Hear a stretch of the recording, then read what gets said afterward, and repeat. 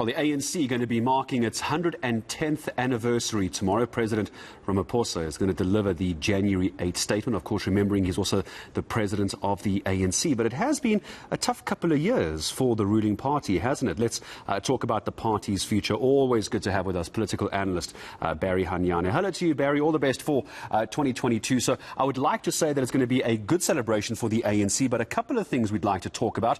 One is off the back of this event yesterday. Bad planning around COVID-19 protocols. We'll talk about staff issues in a moment, but can we start with the bad planning, if you don't mind? Gareth, good morning. Good morning to your viewers. Look, it's set on a bad footing altogether. I'm not convinced, by and large, that it may very well rest squarely on the issue of COVID-19 planning. Surely this is the party in majority. Surely this is the party in government. They should have been in the forefront of putting every protocol in place. Perhaps it was somewhat of a cover-up issue over something sinister we don't know. But we can run with the issue that perhaps protocols were not fully observed, and at the time when the very same president is somewhat fresh from the recovery process of the same pandemic.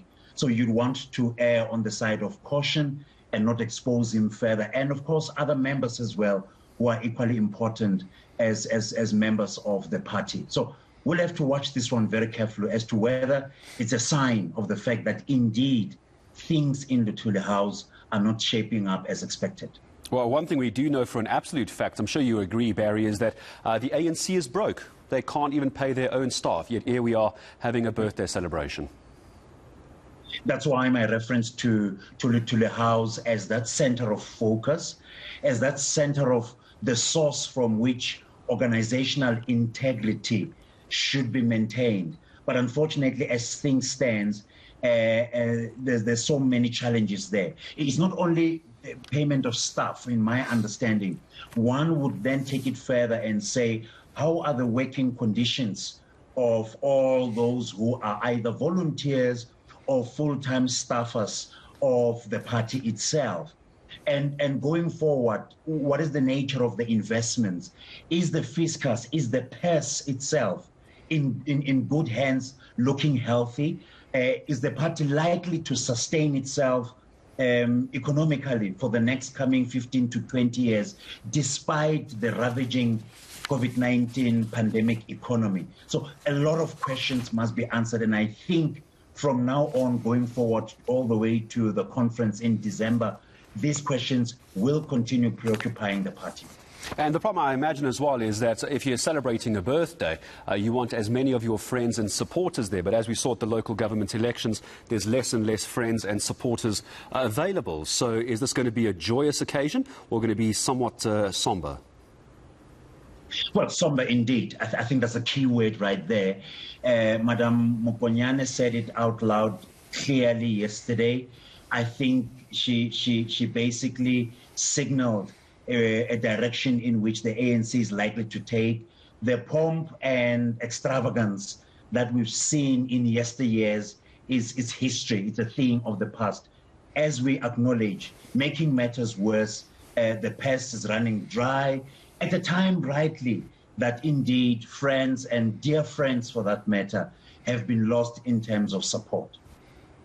So what is the one takeaway that you suspect will come out of this? Not necessarily just the rhetoric we're expecting, but all plans start with step one, Barry. I'm sure you'll agree with that statement as well. So what is step one for Cyril Ramaphosa and the ANC here?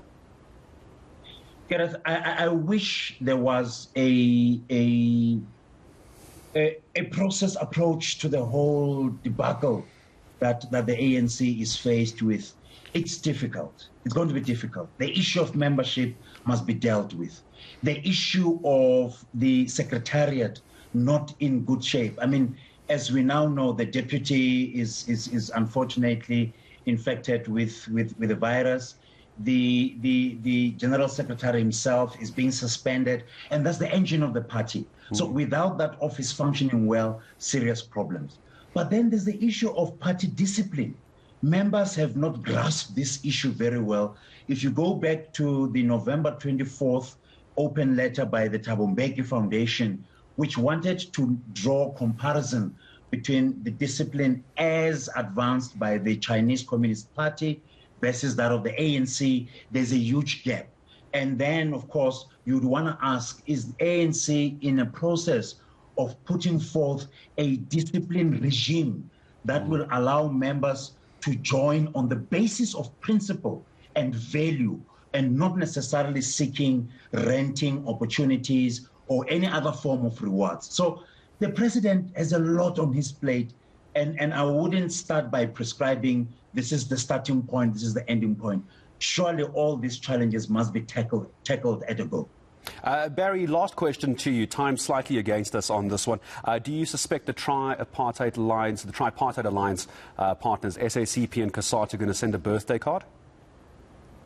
Yeah, it's in a mess. Hey, that relationship has been demonstrating cracks on the wall for quite some time now. Fault lines clearly drawn, let alone issues of ideology, the issue of support itself, the issue of not creating trust amongst themselves as a compact has come out to the fore. One would then say it's quite interesting that voices have been growing within the partners outside of the ANC to say, why is it the ANC lacking commitment in terms of dealing with issues of corruption, for instance?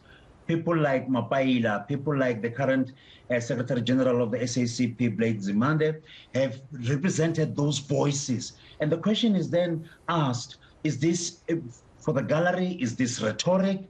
To what extent will the alliance be kept healthy if, of course, they're not listening to one another and collaborating on issues of common interest? Well, for the moment, I'm going to say thank you very much. Always good to speak to you, Professor Barry Hanyane, a political analyst and public administrations expert. I always enjoy his analysis ahead of the January 8th statement, the 110th celebrations for the ANC.